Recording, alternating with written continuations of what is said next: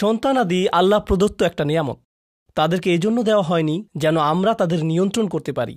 যত বেশি আমরা তাদেরকে নিয়ন্ত্রণ করতে চাইব, তত বেশি হতাশ হব সকল অবস্থাতেই।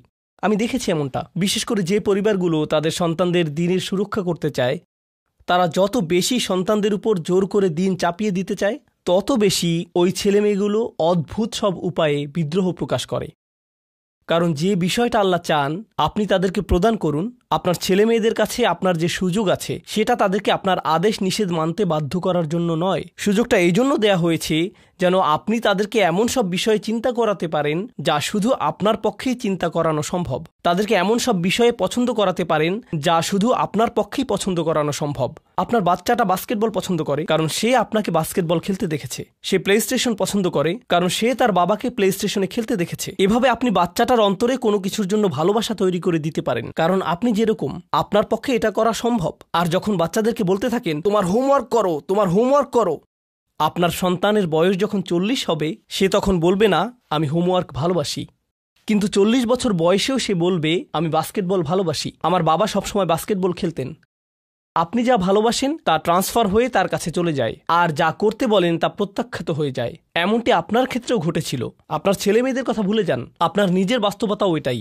আপনার বাবার কিছু কিছু জিনিস যে আপনি এখনও পছন্দ করেন তা ভালোবাসার মাধ্যমে আপনার নিকট ট্রান্সফার হয়েছিল, আর আপনার বাবার ওই ব্যাপারগুলো আপনি অপছন্দ করতেন যা তিনি জোর করে আপনাকে গেলাতে চেয়েছিলেন। এখানে উপবিষ্ট প্রত্যেকের বাস্তবতা এটাই, শুধু সেগুলোই গ্রহণ করেছি যেগুলো ভালোবাসার মাধ্যমে হস্তান্তরিত হয়েছিল। ঠিক এই ইশারাটাই আমাদের পিতামাতাদেরকে দেয়া হয়েছে সূরাতুল ইসরার এই আয়াতে, রব্বির হামহুমা কামা রব্বায়ানি সগীরা। রব্বায়ানি মানে যখন তারবিয়া ব্যবহার করা হয় একটি চারাগাছ বড় করার জন্য, আপনাকে চারাগাছটির যত্ন নিতে হবে, এর সযত্নে প্রতিপালন করতে হবে। গাছটির প্রতি চিৎকার চেঁচামেচি করলে তো হবে না, তাড়াতাড়ি বড় হও, তাড়াতাড়ি লম্বা হও। আপনার একে সময় প্রদান করতে হবে। অনেক সময় পোকামাকড় এসে এর পাতাগুলো খেয়ে ফেলতে চাইবে, আপনাকে তখন পোকামাকড় সরিয়ে দিতে হবে। কখনো কখনো একটু কঠোর আচরণ করতে হবে, শুধু অতটুকুই যেন পোকামাকড়গুলো দূর হয়ে যায়। এরপর আবারও এতে পানি দিতে হবে। আমাদের বাচ্চাদের সাথে আমাদের উদাহরণটা ঠিক এমনই।